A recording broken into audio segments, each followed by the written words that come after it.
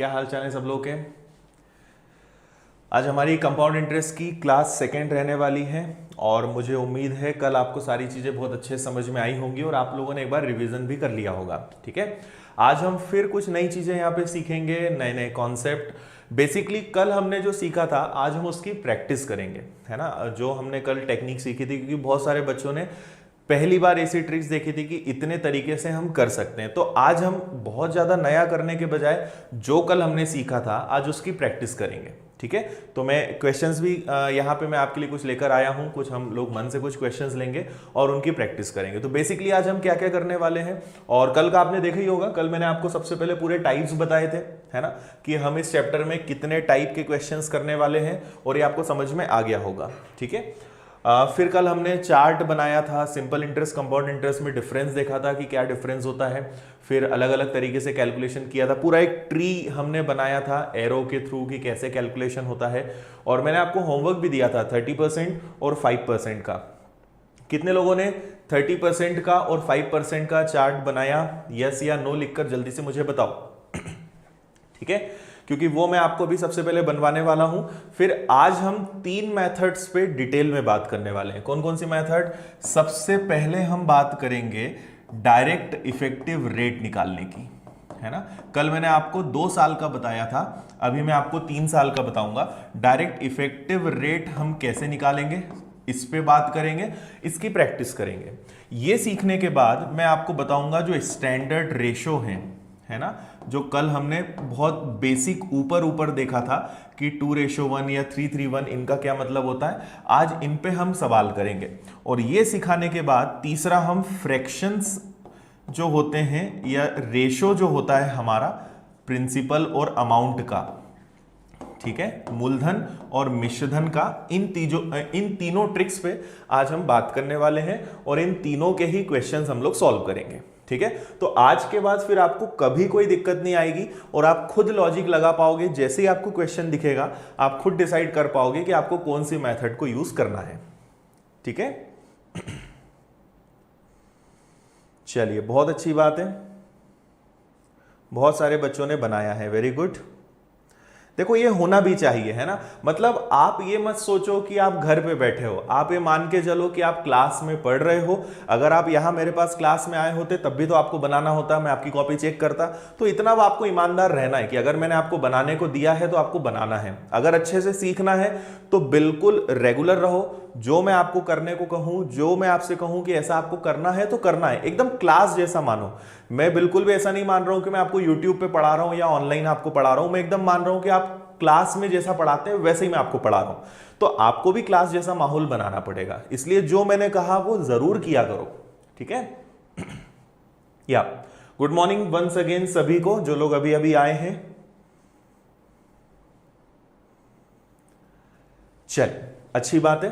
तो अब हम यहां पे सबसे पहले देख लेते हैं। पहले मैं आपको चार्ट बनवा देता हूं, और जो लोग कल नहीं थे क्लास में, छोटी सी आपको मतलब सजेशन ये रहेगा कि आप आज की क्लास अटेंड कर लो, आपको सब समझ में आएगा। पर कल की क्लास अगर किसी ने नहीं देखी है तो वो जरूर देख लेना, नहीं तो आपको दिक्कत होगी। ठीक है,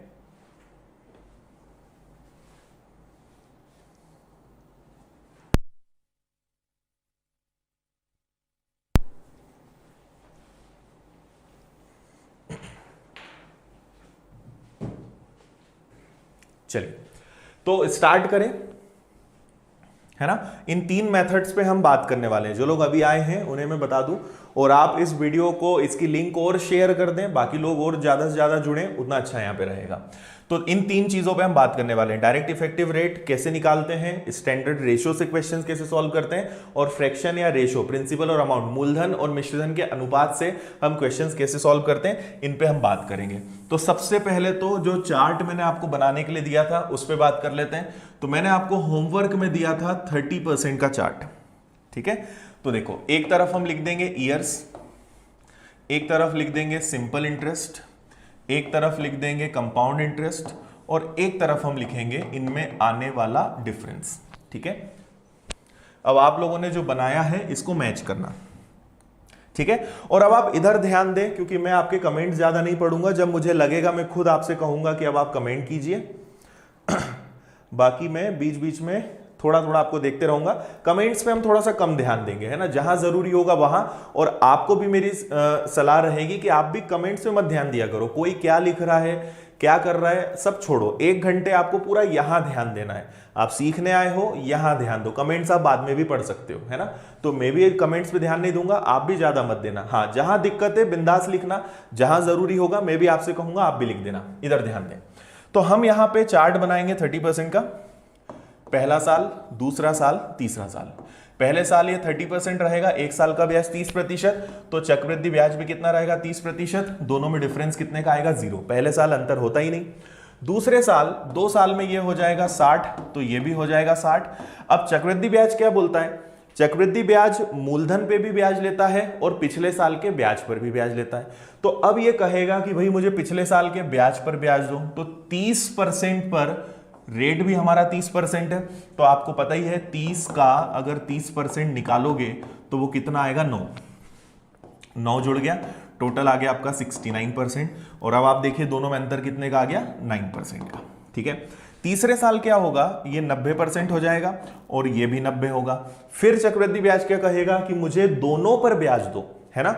जैसे ही आगे बढ़े पुराने जितने भी ब्याज लगे हैं सब पर बार बार ब्याज देना है। तो 30 का 30% कितना होता है 9, ठीक है। और 69 का 30%, 69 इंटू 30/100, इसको जब आप सॉल्व करोगे तो ये आएगा आपका 207 और पॉइंट लग जाएगा 20.7, ठीक है। 9 तिया 27, 18 और 2 20, तो ये आ जाएगा आपका 20.7। और अगर आप इन तीनों को प्लस कर दोगे तो यह आएगा 119.7%। और अगर हम दोनों में ध्यान से डिफरेंस देखेंगे तो यह आ जाएगा आपका 29.7%। समझ में आया, ठीक है। जल्दी से बता दीजिए सभी को क्लियर है, यही बनाया था चार्ट आप लोगों ने।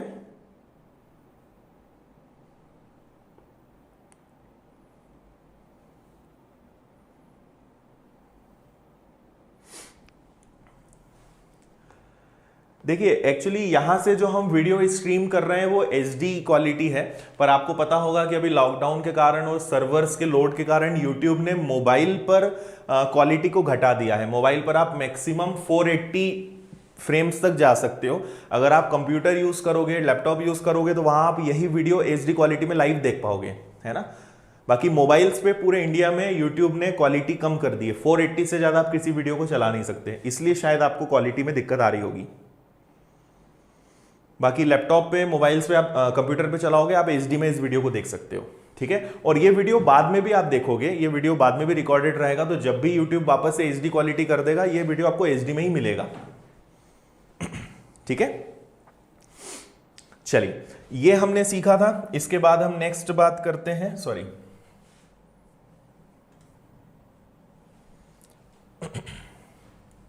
इसके बाद मैंने आपको एक और चार्ट दिया था और वो था 5% का। इसको भी हम जल्दी से बना लेते हैं। ये 5% वाला ना थोड़ा सा कैलकुलेटिव है और यहां मिस्टेक अधिकतर, जब मैं ऑफलाइन पढ़ाता हूं तो सबसे ज्यादा बच्चे इसी में गलती करते हैं और मुझे ऐसी उम्मीद है कि आप में से भी कई बच्चों ने इसमें गलती की होगी, है ना।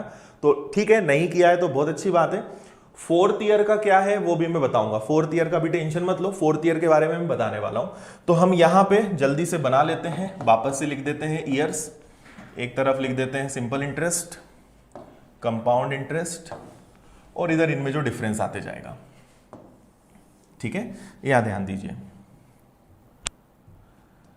सबसे पहले पहले साल का कितना हो जाएगा 5%, तो ये भी कितना हो जाएगा 5, और डिफरेंस कितने का आएगा 0 का। पहले साल कोई दिक्कत नहीं।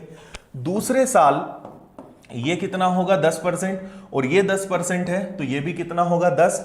और अब क्या होगा, पिछले साल के ब्याज पर ब्याज, तो पिछले साल का ब्याज है 5 और हमारा रेट भी कितना है 5, तो 5 का 5% कितना होता है, तो ये होगा 25/100 मतलब 0.25। तो इसमें 0.25 जुड़ेगा तो टोटल क्या बनेगा 10.25। तो अगर दोनों में डिफरेंस देखोगे तो कितना आएगा 0.25 का, ठीक है। अब कई बच्चे सोच सकते हैं कि सर ये आप क्यों बनवा रहे हो, पर आगे आपको समझ में आएगा। ये पता होना चाहिए, जितना कैलकुलेशन आपको करते आएगा उतना आगे आप लॉजिक लगा पाओगे, है ना।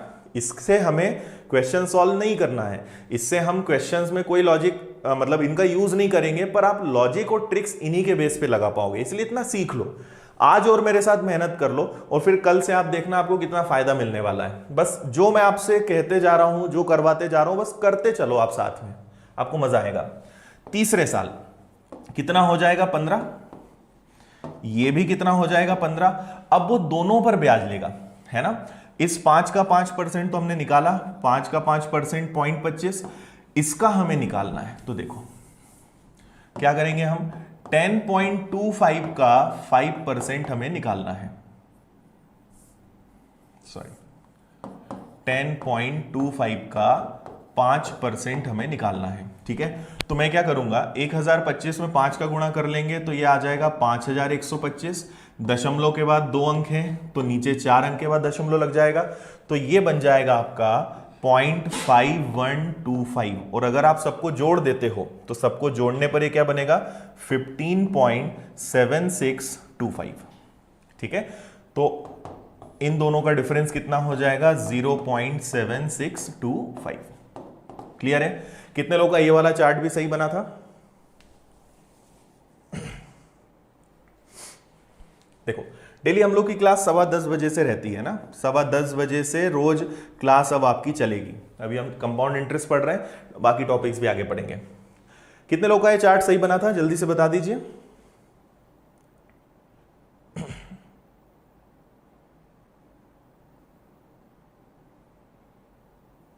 ठीक है, कल की क्लास जरूर देख लीजिएगा। जो लोग आज ही आए हैं कल का जरूर देख लेना, क्योंकि कल हमने बहुत ही गोल्डन रूल्स सीखे हैं, बेसिक बहुत अच्छे से सीखा है। अगर वो नहीं सीखोगे तो दिक्कत आएगी, इसलिए कल की क्लास जरूर देख लें। और फिर आज जब देखोगे तो आपको मजा आएगा, आज चीजें और अच्छे समझ में आएंगी, आपको आज कॉन्फिडेंस बढ़ेगा कि हाँ अब हमें चीजें अच्छे समझ में आ गई हैं, है ना। इसलिए कल की चीज एक बार अच्छे से देख लेना। ये बनाना आप सीख गए, मतलब आप बारीकियां समझ रहे हो चक्रवृद्धि ब्याज की, है ना।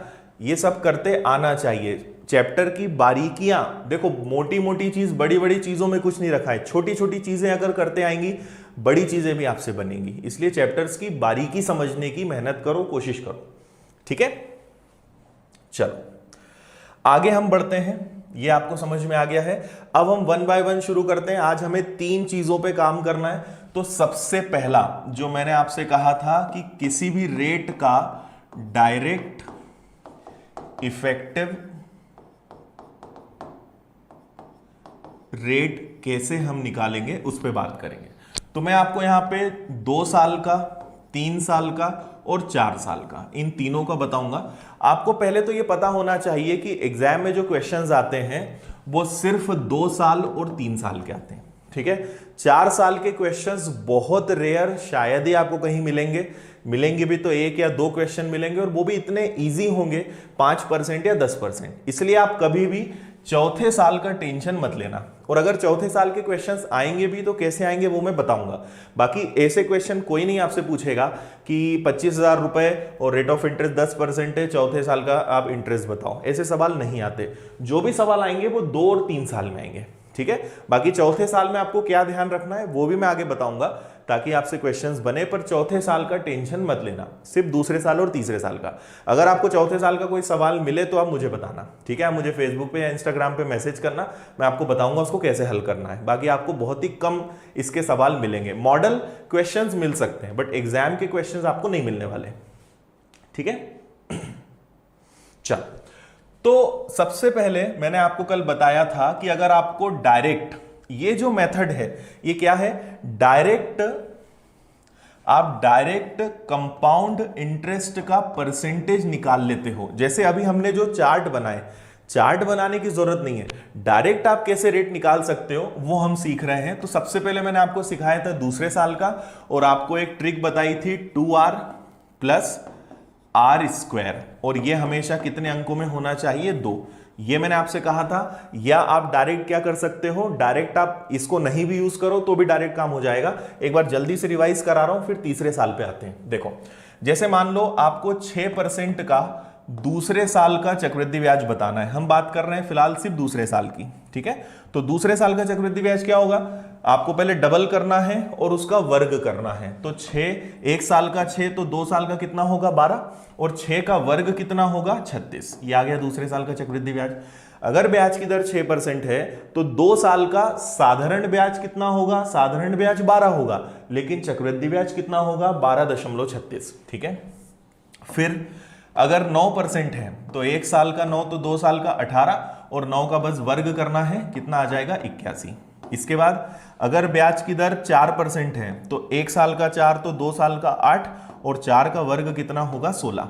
ठीक है। फिर आगे देखें, अगर 3% है तो 1 साल का 3 तो 2 साल का 6, और 3 का वर्ग, ये ध्यान रखना है कितना करेंगे 0.9। हमेशा 2 अंक होने चाहिए। मैंने आपसे पहले ही कहा है कि 2 अंक होते हैं। बेसिकली यहां पे हम 100 का भाग दे रहे होते हैं इसमें, तो 100 का भाग देंगे मतलब 2 अंक होने चाहिए, तो 0.9 है ना। और यहां बता देता हूं, इसके बाद हमने एक और चीज सीखी थी कि अगर मान लो 15% हो तो 1 साल का 15 तो 2 साल का कितना 30, और 15 का वर्ग 225। अब देखो 225 में अगर 100 का भाग दोगे तो क्या होगा 2.25, तो ये जुड़ के आपका क्या बन जाएगा 32.25। क्लियर है। तो इस तरीके से हम किसी भी रेट का दूसरे साल का चक्रवृद्धि ब्याज निकाल सकते हैं। अगर एग्जैक्ट नंबर है तो फ्रैक्शंस में क्या करेंगे वो मैं आज आपको सिखाऊंगा। ठीक है।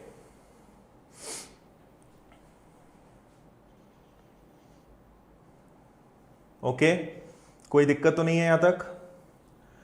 शाम की टाइमिंग अभी मैं आपको बताऊंगा, फिलहाल शाम को क्लास नहीं चल रही है, शाम का मैं आपको बताऊंगा।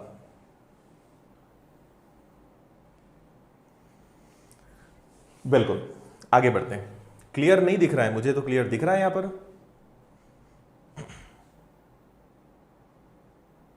क्लियर है ना। ओके ठीक है, चलिए ये समझ में आ गया। ये कल मैंने आपको बता दिया था, इसलिए और ज्यादा नहीं बता रहा हूं। अब हम मेन आते हैं तीसरे साल पर। आप किसी भी रेट का तीसरा साल कैसे निकाल सकते हो उस पर बात करते हैं। ठीक है। थर्ड ईयर का डायरेक्ट परसेंट कैसे निकाल सकते हैं। ठीक है। जैसे एक छोटा सा एग्जांपल बताता हूं मैं आपको। मान लीजिए मैंने कहा कि 10,000 रुपए उधार दिए जाएं, ब्याज की दर अगर 5% हो और समय 3 साल हो, तो बताइए चक्रवृद्धि ब्याज क्या होगा। अब अगर आपको याद है कि 5% का तीसरा साल अभी जस्ट मैंने निकाल के भी बताया था 15.7625 होता है, तो आपको आंसर लाने में टाइम ही नहीं लगेगा। आप लिखोगे 10,000 का 15.7625 निकालोगे और बटे में क्या कर दोगे 100। ठीक है। अगर यहां से आप दशमलव हटाओगे तो नीचे 4 जीरो और लग जाएंगे। ठीक है। फिर आप यहां 4 जीरो से ये 4 जीरो कैंसिल कर दोगे और भाग दे दोगे, तो 1576.25 ये आपके क्वेश्चन का आंसर आ जाएगा। पर ये तब कर पाओगे जब आपको ये याद होगा। भाई या तो याद हो, और याद ना हो तो जल्दी से निकालते आना चाहिए। वो मैं आपको सिखा रहा हूं कि आप डायरेक्ट इसको कैसे निकालोगे। देखो इसका रूल ये होता है, जैसे 3 साल है, मैं आपको याद रखना भी सिखाता हूं। 3 साल का मतलब क्या होगा, एक बार आर लिख दो, एक बार आर स्क्वायर लिख दो, और एक बार आर का क्यूब लिख दो। ठीक है। और तीसरे साल का स्टैंडर्ड रेशो क्या होता है 3:1, ये आपको पता होगा। तो एक बार इसके आगे 3 लिख दो, इसके आगे 3 लिख दो, और इसके आगे भी 3 लिख दो। ठीक है। अब ध्यान ये रखना है कि यहां पर दशमलव है। ठीक है। और यहां पे हमेशा ये दोनों जुड़ेंगे, पर ये दशमलव के एक तरफ वाले हैं। ठीक है। और यहां पर भी कितने अंक होने चाहिए 2। अभी मैं आपको इसका पूरा मतलब समझाऊंगा। आप 2 या 3 एग्जाम्पल तक हिम्मत मत हारना, है ना। 2-3 एग्जाम्पल्स अच्छे से देखना, उसके बाद आपको मजा भी आएगा और बहुत अच्छे से आपको समझ में आएगा। ठीक है। अभी ज्यादा चिंता मत करना कि ये क्या है, वो मैं आपको समझा दूंगा। बस ये आपको ध्यान रखना है कि इस तरीके से आप किसी का भी डायरेक्ट थर्ड ईयर का परसेंटेज निकाल सकते हो। अब मैं आपको एक एग्जाम्पल बताता हूं, सुनना। जैसे हम सबसे पहले 4% का एग्जाम्पल ले लेते हैं। भाई देखो, पहले साल में ब्याज कितना लगेगा, तो 4%। दूसरे साल में ब्याज कितना लगेगा, तो 1 साल का 4 तो 2 साल का 8, और 4 का वर्ग क्या होता है 16। हम बात कर रहे हैं तीसरे साल का क्या होगा। समझ गए ना बात क्या कर रहे हैं। अब देखो इसको मैं एक बार यहां फिर से लिख देता हूं, 3r डेसिमल, इसके बाद 3r का स्क्वायर, और आपका चलेगा r का क्यूब। ठीक है। इसको हम फॉलो करेंगे। तो हमारे पास रेट कितना है 4, तो जहां जहां आर लिखा है वहां पे 4 रख दो। तो क्या करेंगे 3 इंटू 4 डेसिमल, 3 इंटू 4 का स्क्वायर प्लस 4 का क्यूब। ठीक है, ये एक तरफ है और ये दशमलव के बाद का पूरा एक साइड है, तो ये क्या हो जाएगा 4 तिया 12। ठीक है, 4 का वर्ग 16, 16 का 3 गुना हो गया 48 और 4 का घन हो गया 64। ये आ गया तीसरे साल का चक्रवृद्धि ब्याज। बस इतना करना है, समझ में आया। 4 तिया 12, 4 का वर्ग 16, 16 तिया 48 और 4 का घन 64। आपका डायरेक्ट आंसर आ गया। अब आपसे कोई भी पूछ ले, मैं आपसे कहूं कि भाई बताइए 10,000 का 4% का तीसरे साल का चक्रवृद्धि ब्याज क्या होता है, तो आपको पता है कि 4% का तीसरा साल ये होता है। तो 10,000 गुणा 12.4864 बटे 100 हल कर दोगे, आंसर आ जाएगा। जल्दी से बताइए समझ में आया या नहीं आया।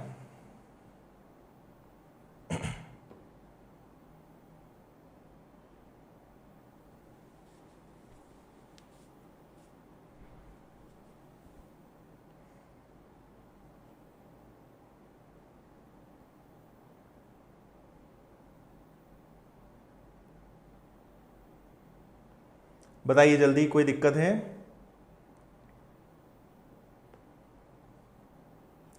देखो हाफ ईयरली ये सब चीजें भी आगे आएंगी, अभी उसके लिए आपको रुकना पड़ेगा। हाफ ईयरली और सारी चीजें आएंगी। ठीक है, एक और एग्जांपल देख लेते हैं और अच्छे से समझ में आ जाएगा। जैसे देखो अभी आपने निकाला था ना कि 5% का तीसरा साल क्या होता है, वो होता है 15.7625। अब हम इस फॉर्मूले से वो लाकर देखते हैं कि ये सही हो रहा है या नहीं। तो ये हमारा 3R है, ये डेसिमल है, ये ध्यान रखो कि ये स्क्वायर है। अब हम रेट क्या ले रहे हैं 5%, तो देखो 3 इंटू 5 डेसिमल, 3 इंटू 5 का स्क्वायर प्लस 5 का क्यूब। अब यहां एक बात आपको सीखने को मिलेगी, ध्यान देना। तो ये तो आपका कितना हो गया, ये हो गया आपका 15, ये हो गया आपका दशमलव। 5 का वर्ग होता है 25, 25 का 3 गुना होता है 75, ये एक चीज हो गई। और 5 का घन होता है 125।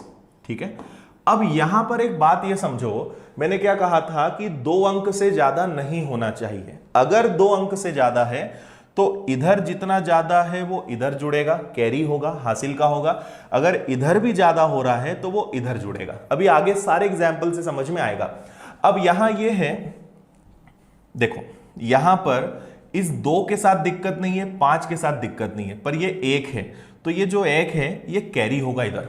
तो देखो ये क्या हो जाएगा 15, 75 में 1 जोड़कर हो जाएगा ये 76 और 25 वैसा का वैसे ही रहेगा।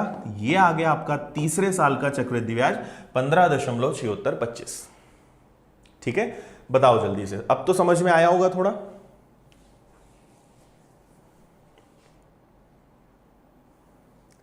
देखो विजय 5 साल तक के सवाल नहीं आते हैं। ठीक है, जो सवाल आते हैं वो या तो 2 साल के आएंगे या 3 साल के।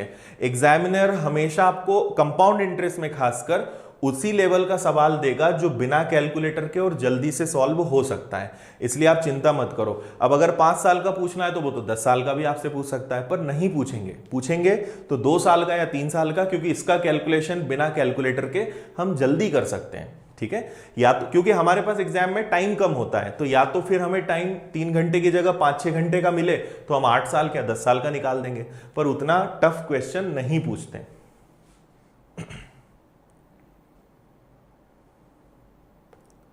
हाँ, ये जो हम निकाल रहे हैं ये टोटल है तीनों साल का, सिर्फ तीसरे साल का नहीं, ये तीनों साल का ब्याज है ना, कि अगर 3 साल का टोटल ब्याज लगेगा तो वो इतना लगेगा।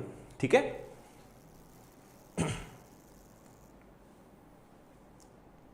चलो और मैं आपको बता देता हूं, और एक एग्जाम्पल हम देख लेते हैं। अगला 6%, या चलो एक काम करें, आप लोग बना के बताओ 6% का। इसी तरीके से मुझे तीसरा साल निकाल के जल्दी से बताओ। एक बार आप बता दो, फिर मैं बताऊंगा, चेक हो जाएगा, है ना। जल्दी से बताओ और कमेंट भी कर दो।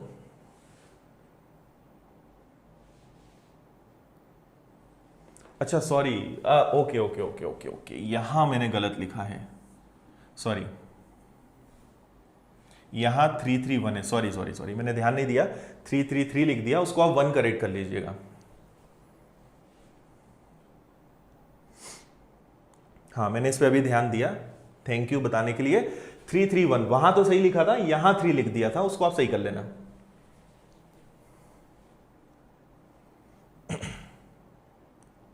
हो जाता है कभी कभी लिखने में, क्योंकि मेन समझाने पर ध्यान होता है तो कई बार हो जाता है, उसको करेक्ट कर लिया करो, और अगर कुछ लगे तो बता भी दिया करो, उसमें कोई दिक्कत नहीं है।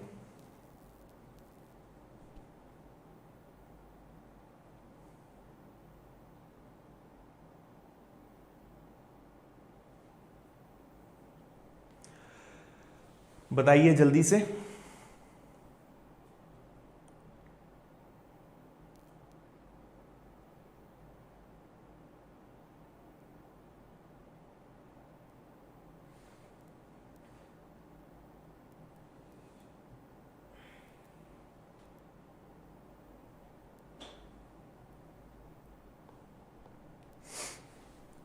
चलो करेक्ट। देखें क्या करेंगे हम यहां पे, सबसे पहले यहां पे हम लिखेंगे, कलर चेंज कर लेते हैं, यहां पे हम सबसे पहले यहां पे लिखेंगे 3 इंटू 6, फिर यहां डेसिमल आ जाएगा 3 इंटू 6 का स्क्वायर प्लस 6 का क्यूब। ये पूरा एक साइड है, ये एक साइड है, ये आपको मैं बता रहा हूं, और ये प्रैक्टिस से आपको आ जाएगा, इसमें कोई दिक्कत नहीं है। तो ये हो गया आपका 18, ठीक है। अब 6 का वर्ग क्या होता है 36, और 36 का 3 गुना क्या होता है 108, ठीक है। अब ये 3 अंक आ गए, पहली दिक्कत। फिर इधर हम आगे बढ़े, 6 का घन, ठीक है, 6 का वर्ग 36, 36 का 3 गुना हो जाएगा 108, है ना। 6 का घन कितना होता है 216, ये भी कितने अंक आ गए, तो ये भी आ गए आपके 3 अंक। अब हम क्या करेंगे, तो देखो यहां पर ये जो मैंने कहा कि 2 अंक से ज्यादा नहीं होना चाहिए, तो ये जो 2 है ये इधर आएगा, तो यहां आपका बच जाएगा केवल 16, तो इसको 16 लिख देंगे, और 108 में ये 2 जुड़ जाएगा, तो 108 में 2 जुड़कर ये कितना बन गया 110, लेकिन ये तो अभी भी 3 अंक है ना। और इधर क्या चल रहा है आपका 18, तो वो मैंने आपसे पहले ही कहा है कि हमेशा 2-2 अंक होने चाहिए, 2 से ज्यादा नहीं। तो ये जो है इधर आके जुड़ा 110, अब 110 में से भी क्या होगा 10 यहां रह जाएगा, और ये जो 1 है ये इधर जुड़ जाएगा, इसलिए आपका फाइनल आएगा 19.1016। जितने भी लोगों ने आंसर दिया है वो करेक्ट है।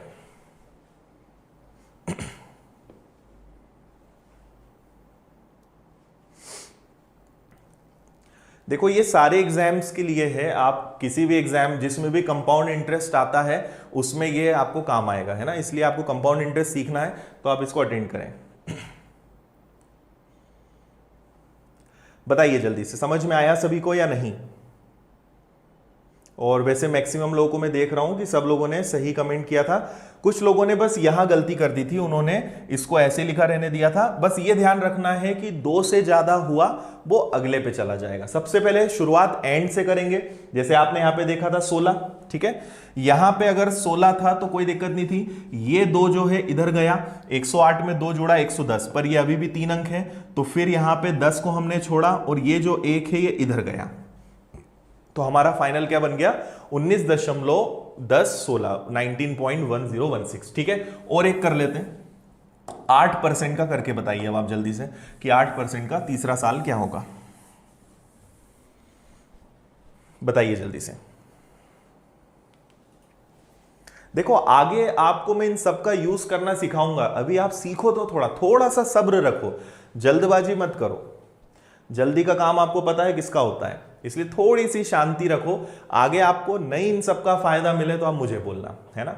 मेरी आदत है बेसिक से सिखाऊंगा, एकदम जीरो से सिखाऊंगा, और बहुत अच्छे लेवल तक लेकर जाऊंगा। आप चाहते हो कि 1-2 घंटे में खत्म हो जाए, तो ऐसा नहीं होता, है ना।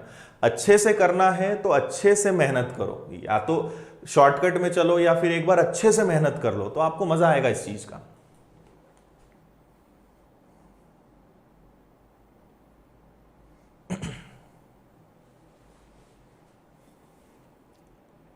हाँ, क्वेश्चंस होमवर्क के लिए भी मिलेंगे आपको, पीडीएफ भी मिलेगी प्रैक्टिस के लिए, क्लास में भी हम क्वेश्चंस करेंगे, सब करेंगे। पहले मैं आपको सिखाऊं तो पहले आपको क्वेश्चंस के लायक तो बनाऊं कि आप क्वेश्चंस करोगे कैसे, तो आपको सारी चीजें बनेंगी। वेरी गुड, बहुत सारे बच्चों ने आंसर दे दिए हैं। देखिए हम यहां पर क्या करेंगे, 3 इंटू ये हो जाएगा आपका 8,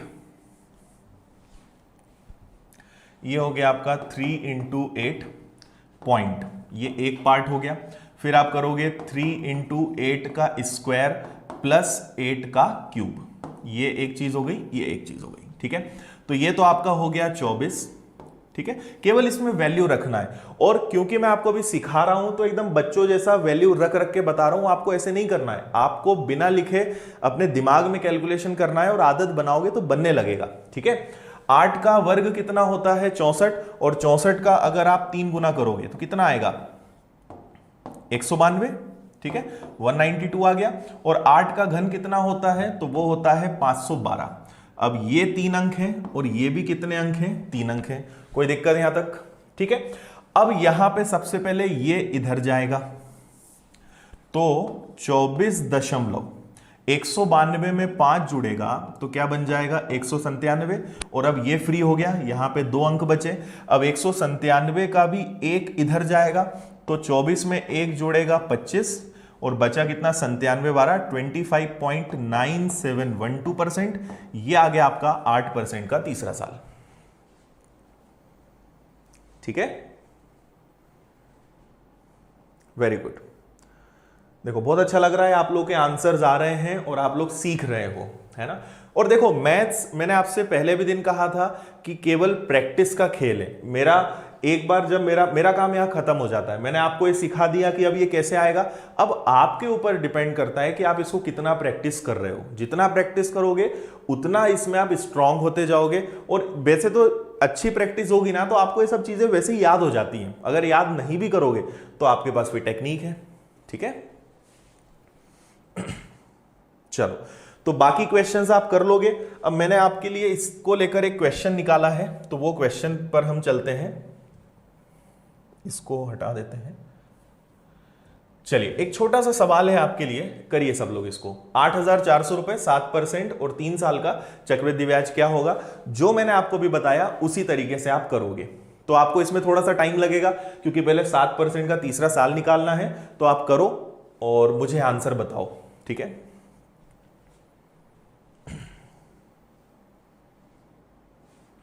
हाँ, ये जो हम कर रहे हैं ये सीआई के लिए ही कर रहे हैं ना, चैप्टर का नाम ही हमारा कंपाउंड इंटरेस्ट है।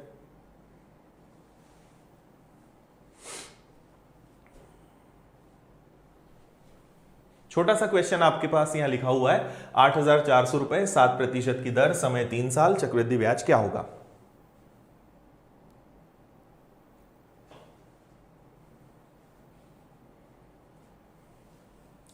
देखो अभी क्या हम लोग का स्टाफ कम है ना, इसलिए क्वेश्चंस हम लोग खुद तैयार कर रहे हैं। अभी क्वेश्चंस कल से जो क्वेश्चंस रहेंगे वो हिंदी इंग्लिश सब में रहेंगे, और इनमें कुछ ज्यादा लैंग्वेज की जरूरत नहीं होती, इसलिए मैंने डायरेक्ट इनको इस तरीके से लिखा है। बाकी कल से क्वेश्चंस और सिस्टमेटिक आपको मिल जाएंगे।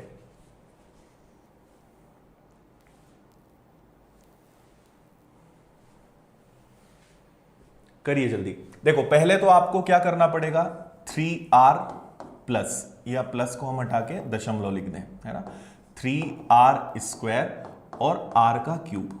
ये फॉर्मूला थोड़ा दिखने में अजीब है पर प्रैक्टिस होने के बाद बहुत अच्छे से बनने लगता है। तो इसको आपको सॉल्व करना है। तो पहले तो 7% का आपको तीसरा साल निकालना है, निकाल लोगे, जल्दी से बताओ क्या आ रहा है।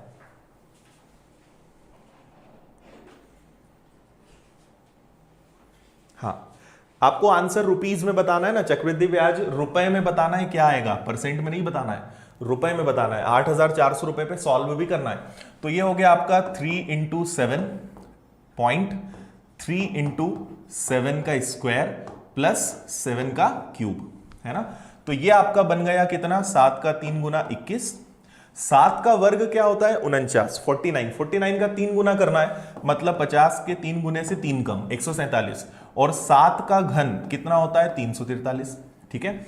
अब आपको देखो ये इधर चला जाएगा क्योंकि 2 अंक से ज्यादा नहीं होना चाहिए, तो ये आपका हो गया 21.150 और 43, फिर इधर भी ये 1 इधर चला जाएगा, तो फाइनल आपका क्या आएगा 22.5043, ये होगा आपका फाइनल परसेंटेज में, ठीक है, ये तो मैंने आपको डिटेल में निकालना सिखाया, इतना आप सबने कर लिया होगा, है ना। अब हमें क्या करना है, 8,400 रुपए का डायरेक्ट इतना। तो आप देखो डेसिमल के बाद 2 अंक ले लिया करो, बाकी को इग्नोर कर दिया करो अगर एग्जैक्ट नहीं पूछा है तो आपको केवल इसका 22.5% निकालना है। जीरो लगाएं या ना लगाएं उससे फर्क नहीं पड़ेगा, है ना। तो 22.5% आपको निकालना है। कैसे निकालोगे उसको समझ लो।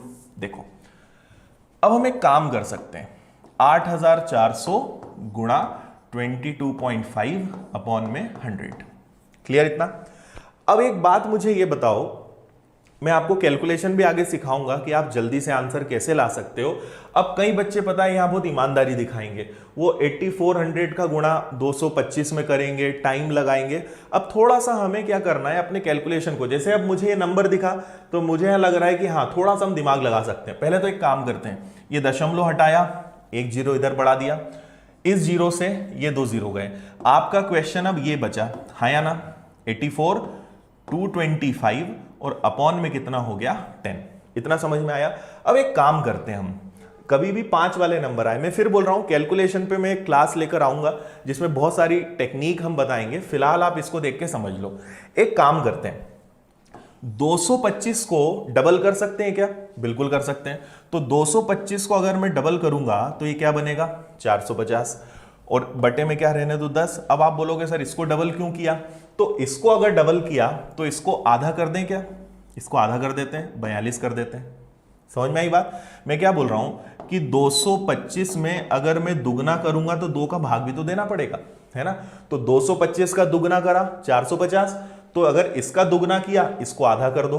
अब आपका क्वेश्चन सॉल्व करने में बहुत आसान हो जाएगा। देखो 45 का दुगना कितना होता है, 90 का 0 हासिल का 9, 45 का 4 गुना 180, 180 में 9 जोड़ा 189, ये आपका आंसर आ गया 1890। बताओ कितने लोग का आंसर आया? हाँ वेरी गुड, कुछ लोगों ने एग्जैक्ट भी लेकर आए हैं। ट्रिक समझ में आई या नहीं आई? कैलकुलेशन में आपका अच्छा करवा दूंगा, कैलकुलेशन पे भी हम वीडियोस लेकर आएंगे, मैं आपको सिखाऊंगा। अब जैसे जैसे क्वेश्चंस कंडीशंस आती जाएंगी मैं आपको उसकी ट्रिक बताते जाऊंगा कि ऐसा हम दिमाग लगा सकते हैं। ये बहुत काम आने वाली चीज है, ये बार बार आपके काम आएगी। किसी एक संख्या को डबल कर दो तो इधर उसको आधा करना पड़ेगा, इसमें अगर 4 गुना करता इसको 4 से भाग देना पड़ता, तो हमने उसको आसान बना लिया। देखो कितना आसान हो गया, 45 दूनी 90 का 0 कैरी 9, 45 का 4 गुना 180 और 9 189, आंसर आ गया। बताओ जल्दी से, क्लियर है?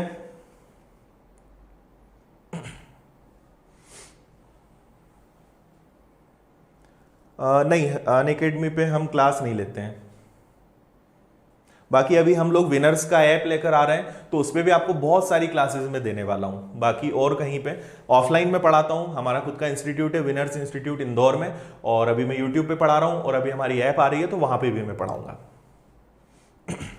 ठीक है, कैलकुलेशन पे हम और काम करेंगे। चलो इतना समझ में आ गया है ना। टाइम क्या हो गया, हमें टाइम का भी ध्यान रखना है। ओके आगे बढ़ते हैं, मैं आपको और प्रैक्टिस कराऊंगा, क्वेश्चंस दूंगा। अभी जस्ट मुझे केवल 7% और तीसरा साल इस पर फोकस करना था, इसलिए मैंने आपको ये बताया। आगे हम बढ़ते हैं और अब हम अपनी सेकंड मेथड पर आते हैं। डायरेक्ट इफेक्टिव रेट निकालना अब आपको समझ में आ गया होगा, 2 साल का कैसे, 3 साल का कैसे। अब एक छोटी सी बात और बता दूं मैं आपको। देखो आपको अगर कभी चौथे साल का सवाल आ जाए, ठीक है, चौथे साल का अगर सवाल आए तो वैसे तो आपको 99% पूरी गारंटी है कि आपको जरूरत नहीं पड़ेगी, और अगर पड़ जाए तो फिर वही है कि R square, R cube, R की पावर 4, और आपको रेशो पता ही होगा 4 6 4 1, ठीक है। और फिर इन सब में वही 2-2 डिजिट का रोल चलेगा, पर मेरा सजेशन रहेगा कि आप इसके चक्कर में मत रहना, ठीक है, बिल्कुल मत रहना। मैं आपको बस 2 रेट्स बता देता हूं, आप उनको याद कर लेना, आपको कभी चौथे साल में दिक्कत नहीं आएगी, ठीक है। सिर्फ 2 रेट्स के क्वेश्चन आज तक आए हैं, एक 5% का और एक 10% का, ठीक है।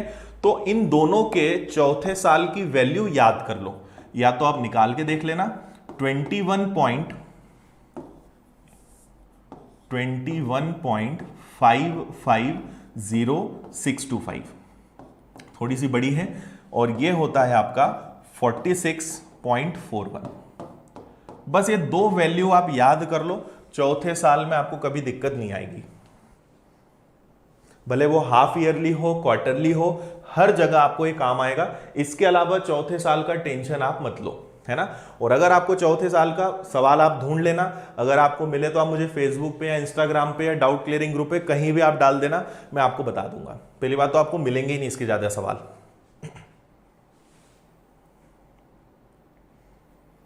क्लियर है। 21.550625%। देखो मैक्सिमम तो हमें बस इतना ही लेना है 21.55, पर मैं पूरा आपको बता रहा हूं, कभी एग्जैक्ट लेना पड़ जाए तो। और ये एग्जैक्ट है 46.41, ठीक है। बस ये दो याद कर लो। अगर ब्याज की दर 5% है तो 4 साल में ये इतना हो जाता है, 10% है तो इतना हो जाता है। दोनों आराम से याद भी हो जाएंगे, कोई दिक्कत नहीं आएगी आपको। चलिए आगे बढ़े। अब हम अपनी सेकेंड मेथड की बात करते हैं, जो कौन सी है, स्टैंडर्ड रेशो मेथड। जो स्टैंडर्ड रेशो है, जिसका मैंने आपको कल इंट्रोडक्शन दिया था। देखो आज हमारा बेसिक ऑलमोस्ट खत्म हो जाएगा और कल से फिर हम टाइप वाइज क्वेश्चंस पे चलेंगे। आज से वैसे मैंने क्वेश्चंस प्रिपेयर किए थे, पर शायद आज हम वहां तक नहीं पहुंच पाए।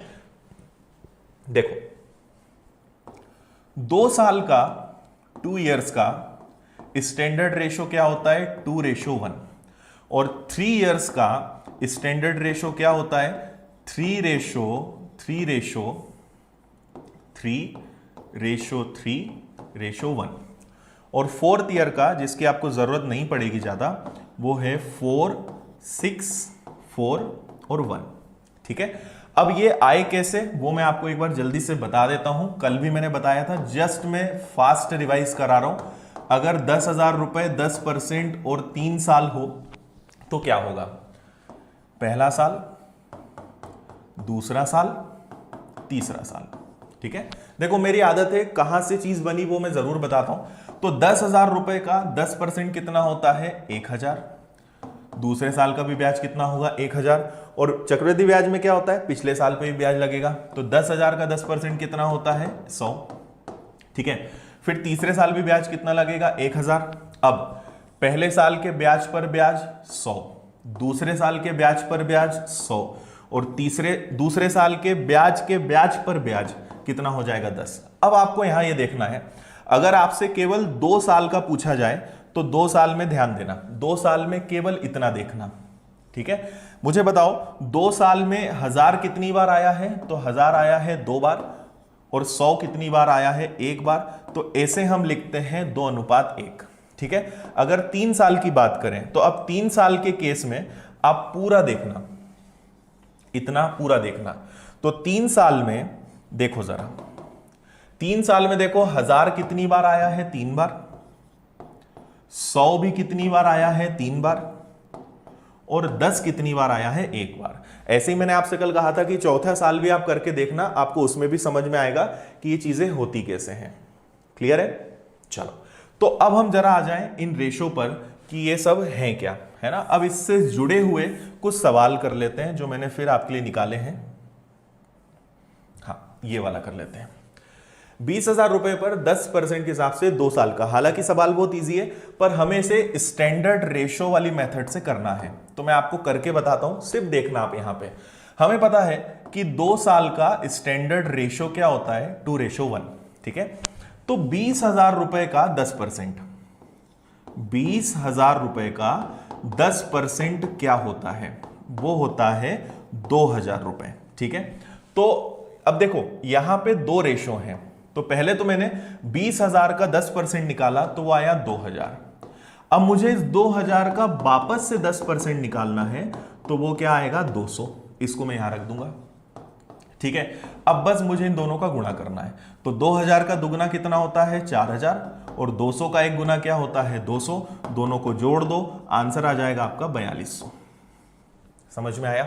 अगर 20,000 रुपए पर 10% के हिसाब से 2 साल के लिए उधार दिया जाए तो चक्रवृद्धि ब्याज कितना बनेगा, 4,200। क्लियर है, समझ में आया। दिक्कत हो तो बताओ, ठीक है। हम 10 जो भी रेट है वो निकालते जाएंगे, 10%, फिर 10% का जो भी आए उसका 10%, और इस तरीके से सॉल्व करेंगे, ठीक है। आप में से कई बच्चों ने डिमांड की थी कि इससे जुड़े हुए क्वेश्चंस भी हमें करवाएं, इसलिए मैं करवा रहा हूं। बाकी चॉइस आपकी है कि आप कौन सी मेथड्स को अडॉप्ट करना चाहते हो। बाकी मेरी जिम्मेदारी है कि मैं आपको हर चीज अच्छे से सिखाऊं, ठीक है। चलो ये क्लियर है। नेक्स्ट फिर एक और क्वेश्चन करते हैं। अब यही क्वेश्चन अगर 3 साल का हो तो देखो 3 साल का हमारा स्टैंडर्ड रेशो क्या होता है? 3 साल का रेशो होता है 3:1, 3:1।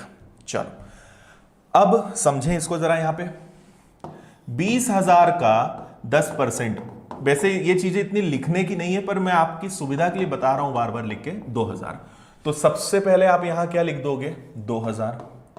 2000 का फिर 10% कितना होता है? 200। 200 का 10% कितना होता है? 20। अब बस इनका गुणा कर दो, तो ये आ गया आपका 6000, ये आ गया आपका 600 और ये आ गया आपका 20। सबको जोड़ दो, 6620। ये 3 साल का चक्रवृद्धि ब्याज आ गया 20,000 रुपए पर। तो इस तरीके से हम स्टैंडर्ड रेशो से आंसर्स ला सकते हैं। अभी फ्रैक्शन वाले क्वेश्चंस भी आएंगे, उसके लिए रुको जरा, बताऊंगा मैं, है ना। देखो हमारा ये जो रेशो है, जिनको समझ में नहीं आया मैं फिर से बता रहा हूं, सुन लो ध्यान से। ये एक स्टैंडर्ड फिक्स हमारा रेशो है, 3:1।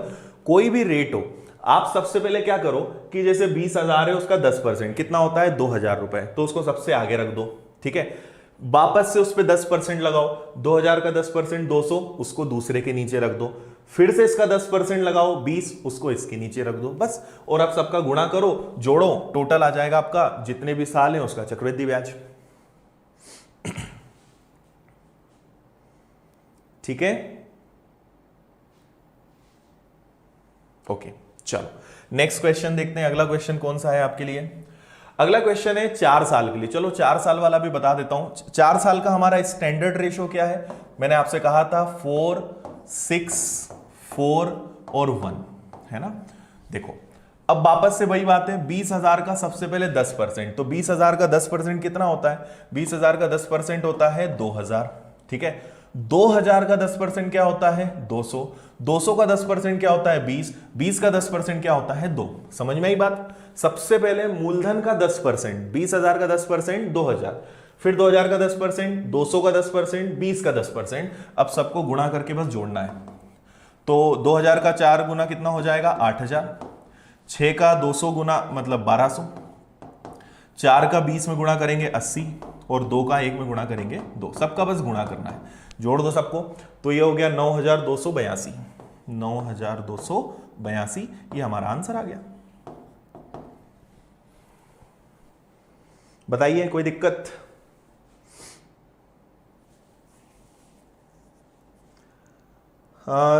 विनर्स में जो आपकी टीटी की क्लास थी, जल्दी आपको बताएंगे। 1 वीक बस आप रुक जाइए, आपकी क्लासेस शुरू करेंगे ऑफलाइन वाली। सारे सब्जेक्ट्स तो नहीं, बाकी जो जो पॉसिबल होंगे वो आपको करेंगे। ऐप हम लोग का 1 हफ्ते में आ रहा है, मैक्सिमम 1 हफ्ते में ऐप आ जाएगा, ठीक है। चलो आगे बढ़ते हैं। नेक्स्ट फिर अब इसी मेथड से हमें एक और सवाल करना है। अब आपके मन में आएगा सर 10% से तो आपने बहुत इजी बता दिया, इससे करके बताओ अगर ऐसा रेट आ जाए तो। बहुत आसान है, कुछ नहीं करना है। देखो पहले तो हम देखेंगे हमारा क्वेश्चन कितने साल का है? 2 साल का। 2 साल का स्टैंडर्ड रेशो क्या होता है? 2 साल का हमारा स्टैंडर्ड रेशो होता है 2:1। क्लियर है? अब हम क्या करेंगे, सुनना बात मेरी ध्यान से। इस 8,100 का आपको फ्रैक्शंस के लिए मैं बताऊंगा, बाकी आपने अगर मेरा परसेंटेज का वीडियो नहीं देखा है तो परसेंटेज का करीबन 6 या 7 घंटे का पूरा चैप्टर मैंने डाला है, वो जरूर देख लेना, है ना। मैंने आपको उसमें बताया है कि जैसे 1/2 का मतलब क्या होता है? 50%। 1/3 का मतलब क्या होता है? 33 1/3%। 1/4 का मतलब क्या होता है? 25%। 1/5 का मतलब क्या होता है? 20%। ऐसा पूरा मैंने आपको चार्ट बनवाया है, कैसे आया है, क्यों ऐसा लिखते हैं, सब चीज अच्छे से डिटेल में बताइए। 1/6 का मतलब क्या होता है? तो 16 से ही 2/3%। तो ये आप सबको याद होनी चाहिए। अगर आप सीरियस कैंडिडेट हो, कॉम्पिटिटिव एग्जाम्स की प्रिपरेशन कर रहे हो, तो ये सब आना चाहिए। तो जैसे ही मैंने देखा 11 सही 1/9, आपको अगर ये कहीं दिखा तो तुरंत दिमाग में आना चाहिए कि ये तो 1/9 होता है। क्या होता है ये? 1/9। अब देखो 8,100 का अगर मुझे 11 सही 1/9% निकालना है तो मुझे कुछ नहीं करना है, केवल 1/9 लिखना है। तो 9 से ये कट गया कितनी बार? 900 बार। तो मैं सबसे पहले हमारा जो रेशो है उसके आगे क्या लिख दूंगा? 900। फिर आपको पता है कि अब वापस से मुझे 900 का वही 11 से 1/9% निकालना है, मतलब वापस से 1/9 करना है। तो 9 से ये कैंसिल हो गया कितनी बार, 100 बार। इसको यहां लिख देंगे, ठीक है, गुणा कर दो। 900 का दुगुना 1800, 100 का एक गुना 100, टोटल चक्रवृद्धि ब्याज कितना आ गया, 1900। बस ये आंसर है, ठीक है। तो ऐसे रेट को देख के घबराओ मत, सब आसान बनाना मैं सिखाऊंगा कैसे होता है। बहुत सारी कंडीशंस है, क्योंकि अभी इस रेशो से मुझे बताना था तो मैंने आपको इसको बता दिया। बताइए और कोई दिक्कत है?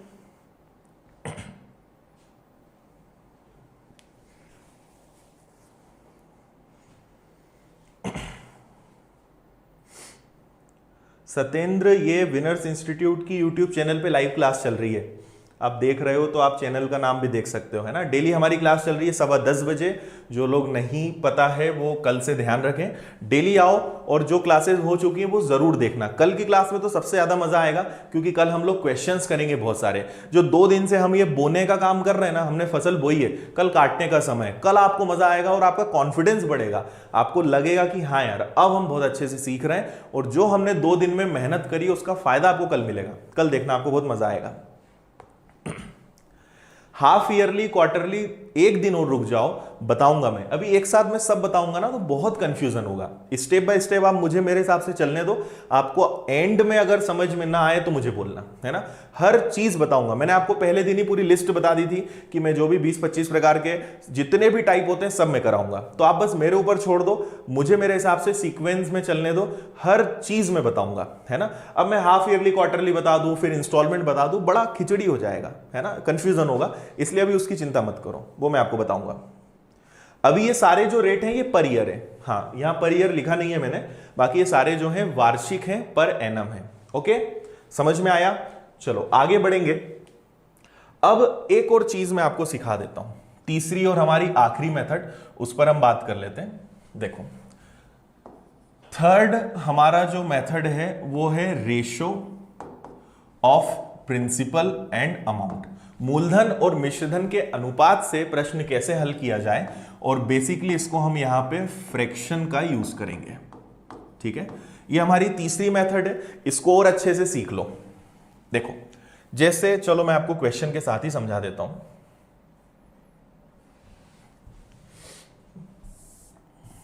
देखो क्या बात कर रहे हैं हम कर रहे हैं रेशो मेथड, किसका, प्रिंसिपल और अमाउंट का। और यहां पे यही सवाल मैं आपको किससे बताने वाला हूं, फ्रैक्शन से, ठीक है। अब ध्यान से सुनना, अगर आप जो रेट गिवन है उसको अगर आप फ्रैक्शन में कन्वर्ट कर लेते हो तो भी आप आंसर ला सकते हो, है ना। स्कोर देखो, मैंने आपको अभी थोड़ी देर पहले ही बताया था। देखो, आपको पता है कि 10% का मतलब क्या होता है, 10% का मतलब होता है 1/10, ठीक है। 10% का मतलब क्या होता है, 1/10। अब इसमें एक चीज ध्यान रखना, ये जो 1/10 में नीचे हमेशा क्या होगा, प्रिंसिपल, नीचे हमेशा क्या होगा, मूलधन, ठीक है। और ऊपर जो आप लिखोगे ये हमेशा होगा इंटरेस्ट, मतलब ये क्या होगा, ब्याज। कि अगर 10 रुपए उधार दोगे तो 10% के हिसाब से ब्याज कितना बनेगा, 1। जैसे मान लो मैंने कहीं पे लिखा 16 सही 2/3% ब्याज की दर है, तो 16 सही 2/3 देखते ही आपका दिमाग चलना चाहिए कि ये तो 1/6 होता है। 1/6 में 6 का मतलब क्या है कि अगर 6 रुपए मूलधन होगा तो उस पे ब्याज कितना लगेगा, 1। 6 पर 1 रुपए क्या लगेगा, ब्याज। अच्छा, हमेशा 1/6 हो ऐसा जरूरी नहीं है। मान लो मैं 15% लिख दूं, ठीक है, तो 15% की फ्रैक्शन वैल्यू क्या होती है, वो होती है 3/20।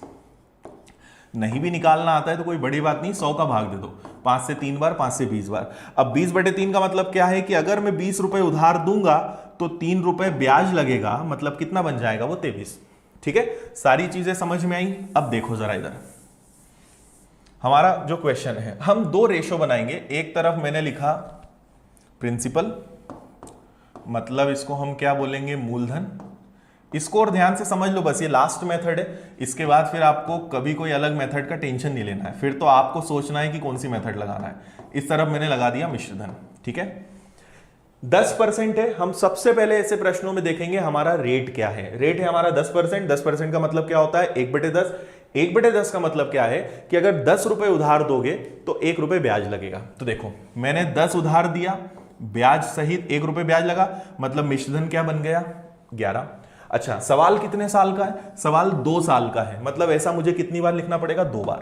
तो ये 10 हो गया, ये 11 हो गया, ठीक है। अब हम इनका गुणा करेंगे। आप बोलोगे तो मैं आपको बता भी दूंगा कि ये कैसे आया है, बहुत आसान है वो भी। तो देखो इसका मैंने गुणा किया तो ये 100 आ गया, इसका मैंने गुणा किया तो ये 121 आ गया, और ये जो है हमारा रेशो आ गया मूलधन और मिश्रधन का, कि अगर मैं 100 रुपए उधार दूंगा तो मुझे ब्याज सहित कितना पैसा मिलेगा 121। और अगर आप इन दोनों में डिफरेंस देखोगे तो दोनों में डिफरेंस कितने का है 21 का, और यही क्या है कंपाउंड इंटरेस्ट है। इतनी बात समझ में आई या नहीं आई, ठीक है। अब हम अपने सवाल पे आते हैं। देखो अगर ब्याज की दर 10% है तो उसकी फ्रैक्शन वैल्यू होती है 1/10। समझ में आ रहा है ना सभी को, ठीक है। देखो आशीष 1/6 कैसे होगा यहां भी बताना मुश्किल होगा। आप एक बार परसेंटेज की मेरी फर्स्ट क्लास देख लो, आपको यूट्यूब पे ही मिल जाएगा। उसमें मैंने पूरा समझाया है कि 16 से ही 2/3, 14 से ही 2/7, 11 से 1/9 ये सब क्या है। तो आप प्लीज उसको एक बार देखो, आपको समझ में आएगा, क्योंकि उसमें बहुत टाइम लगेगा मुझे समझाने में, ठीक है। यहां ध्यान दीजिए। तो हमने मूलधन और मिश्रधन, अब यहां पे थोड़ा सा अनुपात लगेगा। देखो अब मुझे बताओ कि अगर मूलधन 100 हो तो ब्याज मिश्रधन क्या बनेगा 121, पर मूलधन 100 रुपए है क्या, मूलधन कितना है, मूलधन तो 20,000 रुपए। तो देखो 20,000 रुपए मूलधन है, पर वास्तव में मूलधन कितना है 100। तो ये मैंने 100 का भाग दे दिया, मूलधन में मूलधन का भाग देंगे। और आपसे अगर मिश्रधन बोला है तो यहां गुणा कर दो 121 का, और अगर आपसे बोला है कि नहीं ब्याज बताओ तो ब्याज कितना है हमारा 21, तो यहां गुणा कर दो किसका 21 का। 2 जीरो से 2 जीरो गए, 21 का 200 में गुणा करा, आंसर आ गया आपका 4200 रुपए। समझ में आया या नहीं आया।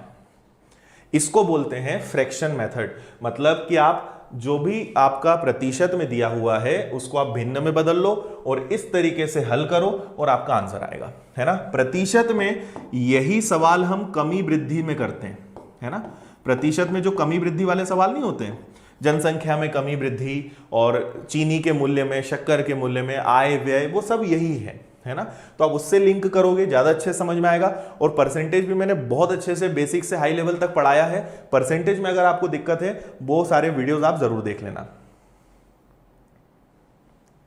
हाँ ये रेलवे के लिए भी बिल्कुल इंपॉर्टेंट है, ठीक है। समझ में आया। और आपको अगर याद हो तो हमने यही चीज अनुपात से भी सॉल्व की थी। यही क्वेश्चन देखो अनुपात से सॉल्व किया था, आंसर वही आया था 4200, ठीक है। क्लियर है, जल्दी से बताइए कोई डाउट।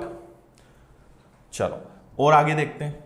अब हमारे पास अगला क्वेश्चन है 48,400 रुपए 5% की दर और 2 साल। तो हम वापस से रेशो बनाएंगे। एक तरफ मैं लिख देता हूं प्रिंसिपल, एक तरफ लिख देता हूं अमाउंट, मूलधन और मिश्रधन। अच्छा जिनको इसमें दिक्कत है वो ध्यान रखना, अगर मूलधन दिया है तो हम भाग भी किसका देंगे, मूलधन का। अगर ये मिश्रधन होता तो मैं किसका भाग देता, मिश्रधन का। बहुत बेसिक अनुपात की बहुत बेसिक चीज है, अनुपात में आगे पढ़ाऊंगा, बाकी इतना तो आपको पता होगा, है ना, इसमें कोई बड़ी बात नहीं है। और यहां पे हम हमेशा क्या रखते हैं, जो आपसे पूछा गया है। तो आपसे पूछा है ब्याज, तो हमने ब्याज रख दिया। और आगे देखो, आगे समझ में आएगा आपको। देखो हमारे पास इस बार रेट ऑफ इंटरेस्ट क्या है 5%। 5% की फ्रैक्शन वैल्यू होती है 1/20, ये सबको पता है ना। 5/100 1/20। 1/20 का मतलब क्या है कि 20 रुपए हो गए तो ब्याज कितना लगेगा 1। तो देखो 20 रुपए थे, 1 रुपए ब्याज जोड़ के क्या बन गया 21। और ऐसा कितने साल करना है, 2 साल। तो 20 से वापस से क्या हो गया 21। क्लियर है। गुणा करो तो ये क्या बन जाएगा आपका 400, इनका गुणा करो तो 21 का वर्ग कितना होता है 441, ठीक है। अब देखो कि अगर मूलधन 400 है तो मिश्रधन 441 और दोनों का अंतर कितना है 41, और इसको हम क्या बोलते हैं चक्रवृद्धि ब्याज। ये यूनिट्स में हो गया बेसिकली, है ना।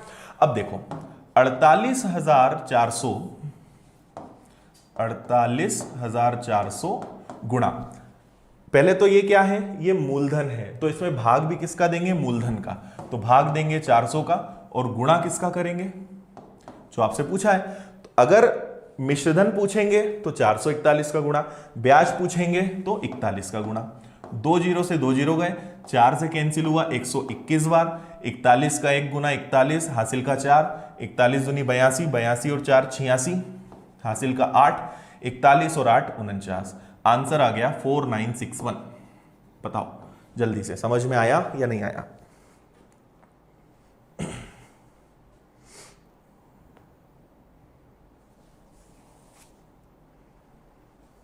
देखो जो भी नीचे रखते हैं वो हमेशा प्रिंसिपल मानते हैं कि 20 रुपए हम देंगे तो 1 रुपए ब्याज। मैंने उधार कितना दिया 20, तो ये प्रिंसिपल है और ब्याज कितना लगा 1। एक बार प्रतिशत वाला वीडियो देख लो, आपको ये सब अच्छे समझ में आएगा कि क्या है ना। प्रतिशत इसीलिए मैंने पहले डाला था और इसके बाद ही मैं अब चक्रवृद्धि ब्याज पढ़ा रहा हूं, तो प्रतिशत जरूर देख लो।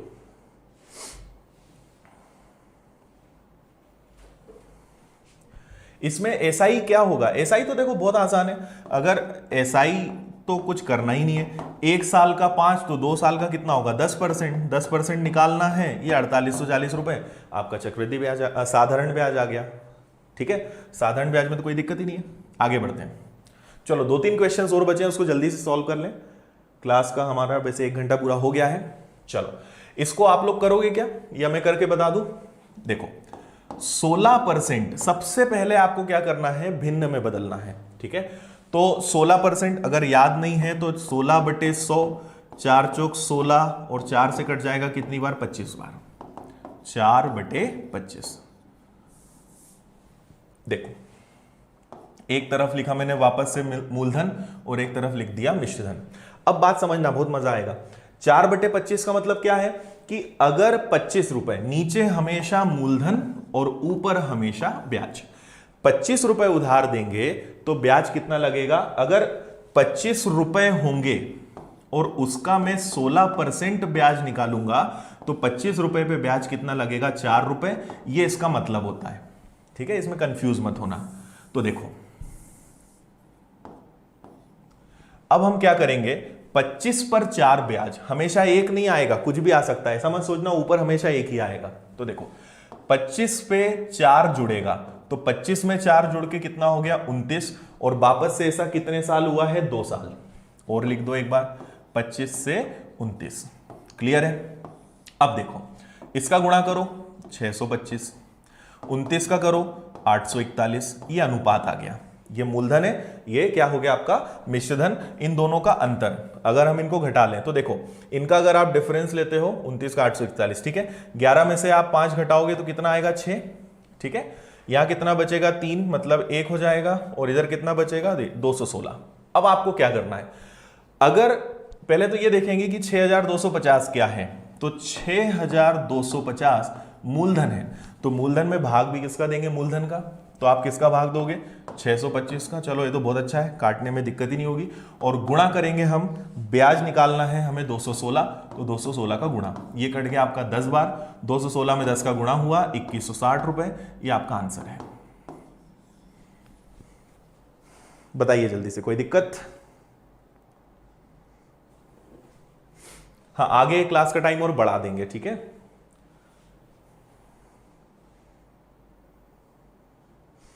डेली हम लोग कुछ एक टारगेट सेट कर लेते हैं कि आज इतना सीखना है, और टाइम हम आगे बढ़ा लेंगे।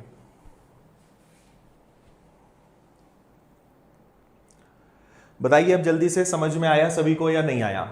इसमें कंफ्यूजन तो नहीं हो रहा है? रेशो में मूलधन का भाग देंगे, मिश्रधन होता मिश्रधन का भाग देते हैं, और यहां हमेशा उसका गुणा करते हैं जो पूछा है। अगर आपसे बोलते हैं मिश्रधन बताओ, मैं यहां पे 841 रख देता। आपसे पूछा है ब्याज बताओ, यहां पे 216 रख दिया। ठीक है, समझ में आ गया? आगे बढ़े। चलिए अब हमारा सवाल यहां पे 3 साल का है। अब आपको 3 साल का फंडा भी क्लियर हो जाएगा। तो देखो पहले तो यही आ जाए वापस, 16 से ही 2/3। ठीक है, 16 से ही 2/3% का मतलब होता है 1/6। जिसको नहीं आता है मैं बता देता हूं जल्दी से हल करके। 16 तिया 48 गुणा करेंगे, 16 तिया 48 और 2 कितना हो जाएगा 50/3, और परसेंट का नीचे क्या लग जाएगा 100। 0 से 0 कटा, 5 से 30 कितनी बार कटेगा 6 बार, इसलिए इसको हम क्या लिखते हैं 1/6। चलो 1/6 का मतलब कि अगर 6 रुपए मूलधन है तो ब्याज कितना होगा 1 रुपए होगा। अच्छा, अब सवाल कितने साल का? 3 साल का। देखो प्रिंसिपल और अमाउंट मैंने लिखा, 3 साल का सवाल है तो 6 पर 1 रुपए ब्याज लगा 7, फिर 6 पर 1 रुपए ब्याज लगा 7, फिर 6 पर 1 रुपए ब्याज लगा तो कितना हो गया 7। अब इनका गुणा करेंगे तो 6 का 3 बार गुणा करेंगे मतलब 216, और 7 का अगर 3 बार गुणा करोगे तो 343। ये आ गया दोनों का अनुपात। समझ आया? दोनों का अंतर ले लेते हैं तो वो हमें क्या पता चल जाएगा ब्याज। देखो ये एक्चुअल में अनुपात है ना। दोनों का अंतर लेते हैं तो 13 में से 6 जाएगा, कितना आ जाएगा 7, 3 में से 1 गया 2, 3 में से 2 गया 1, 127 यूनिट क्या है चक्रवृद्धि ब्याज है। चलो अब हमें क्या करना है, 10,800 रुपए मूलधन है तो भाग भी किसका देंगे, मूलधन का 216 का, और पूछा है ब्याज मतलब गुणा किसका करेंगे 127 का। कल मैं आपको उल्टे सवाल भी कराऊंगा इनके जो होते हैं ना कि मिश्रधन दे दे और मूलधन पूछे। कल सवाल ही करने हैं हमें, कल प्रैक्टिस ही करनी है। आज बस सीख लो सब चीजें, फिर कल मत बोलना कि सर ये सब कैसे हो रहा है, वो सब आज इसीलिए मैं सिखा रहा हूं। 216 को अगर आप ध्यान से देखोगे तो ये 50 बार कटेगा। 216 का 5 गुना होता है 180, 1080, 50 बार कटा, गुणा कर दो तो 7 का 5 गुना 35, 3 हो गया, 5 दूनी 10, 3 13, और 5 और 1 6, 6,350 रुपए। ये हमारे क्वेश्चन का आंसर आ गया। बताइए जल्दी से, समझ में आया?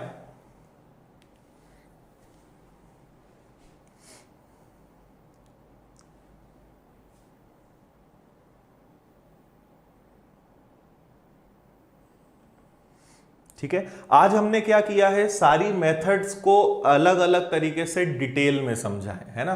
पहले मैंने आपको क्या बताया था, इफेक्टिव रेट निकालना, फिर मैंने क्या बताया जो स्टैंडर्ड रेशियो होते हैं, फिर मैंने क्या बताया फ्रैक्शन से कैसे सॉल्व करते हैं, है ना।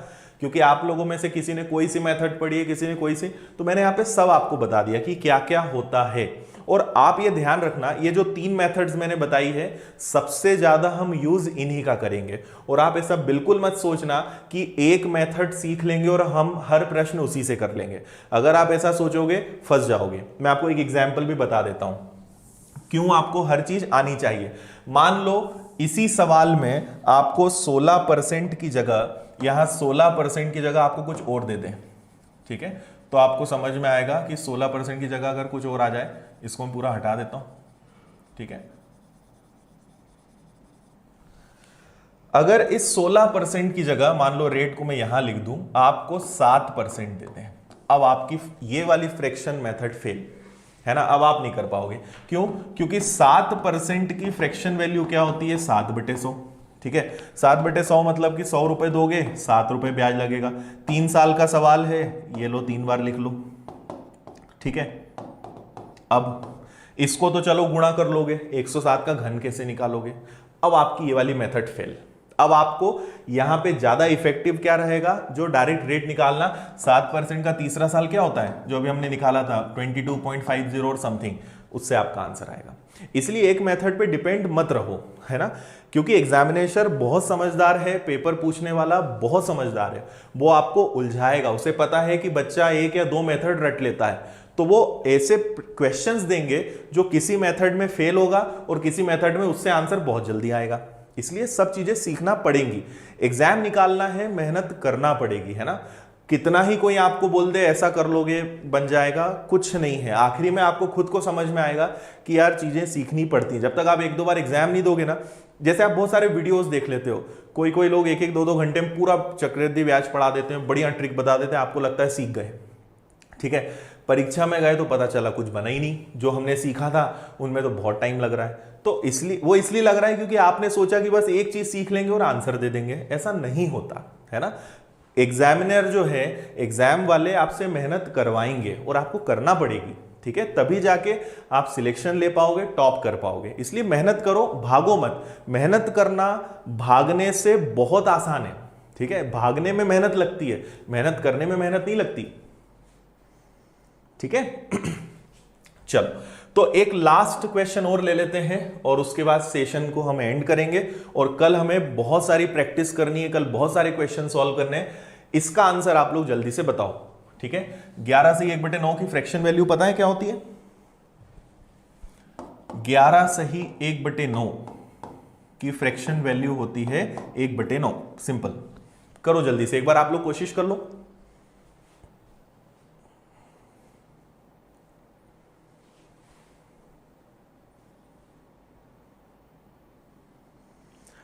बिल्कुल, मैं जो आपको पढ़ा रहा हूं वो एसएससी सीजीएल बल्कि मेंस तक आपको काम आएगा, है ना। मैं बेसिक या छोटे मोटे एग्जाम के लिए नहीं, एकदम हाई लेवल के जो एग्जाम्स होते हैं, क्वेश्चंस होते हैं, वो सिखाऊंगा। तो जो छोटे एग्जाम्स होते हैं उनमें तो आपको ये काम आना ही है ना।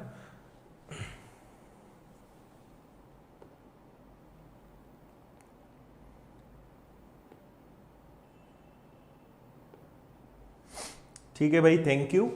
देखो, मैं वही बोलता हूं जो फैक्ट है। मैं आपको खुश रखने के लिए आपको सपने दिखा दूं कि ऐसा कर लोगे और बस हो जाएगा, कुछ नहीं है आखिरी में। क्योंकि जब आखिरी में धोखा खाओगे, जब आखिरी में सिलेक्शन नहीं होगा, तब आपको खुद ही एक्सपीरियंस समझ में आएंगे। तो इसलिए मैं वही बोलता हूं जो होता है और जो फैक्ट है। इसलिए सपने दिखाने में कोई मतलब नहीं है, कोई दम नहीं उन चीजों में, मेहनत करना पड़ेगी, फैक्ट है। चलो, कर लिया सॉल्व। तो हमारा प्रिंसिपल और अमाउंट का रेशो क्या बनेगा? 1/9 का मतलब क्या होता है? 1/9 का मतलब होता है कि 9 रुपए दोगे तो 1 रुपए ब्याज मिलेगा। ऐसा कितने साल हुआ? 3 साल हुआ। ठीक है, 3 बार लिख लो, गुणा कर लो। तो 9 9 9 9 का घन कितना होता है? 729। 10 का 3 बार गुणा करोगे कितना हो जाएगा? 1000। दोनों में अंतर कितने का आ रहा है? दोनों में आपका अंतर आ जाएगा 271 का, है ना। ठीक है, तो अब हमें कुछ नहीं करना है। 21,870 बटे ये मूलधन है, तो मैं भाग भी किसका दूंगा? मूलधन का, 729 का। और पूछा है ब्याज, तो गुणा किसका करेंगे? 271 का। ठीक है, बस इतना सॉल्व कर लेना है। तो अब हम ये देखें कि किससे कैंसिल होगा। इसको देखो, 7 या 21, 29 या 87, 3 गुना है, सिंपल 30 बार कट रहा है। 3 का गुणा कर दो, तो पहले तो 0 लिख के छोड़ दो, अब 3 का गुणा कर दो, तो 3 हो गया। 7 या 21 का 1 और 3 दूनी 6 और 2 8, 8,130 रुपए। ये हमारा आंसर है।